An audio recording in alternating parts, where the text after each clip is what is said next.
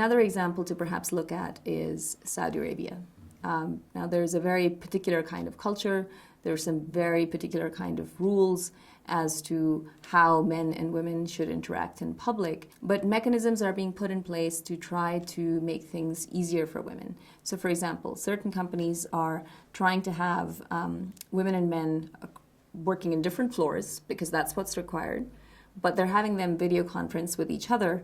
And that's how it has to work if this change is going to happen within a certain kind of culture. So governments need to be thinking about policy completely differently.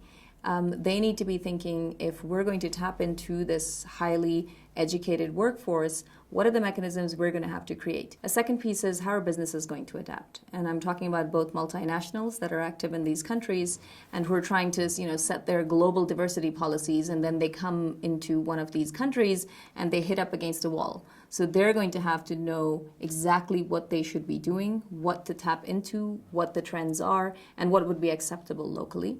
But also the local companies. I was in Riyadh last year, and there was a conference which was trying to play a matchmaking role between university graduates or young women who were about to graduate and companies that were looking to recruit more women.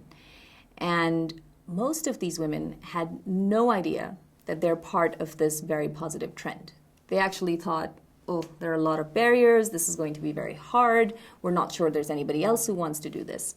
And I think one of the things that is really going to change in the next 10 years is that sense of, oh, we are part of this change, this is positive, there is acceleration, and it's now increasingly acceptable for me to be doing this. I'm not the only person. And then most of all, I think the change is going to come from when women are in the workplace in much higher numbers, when they have much more income of their own, they're going to be taking very different decisions.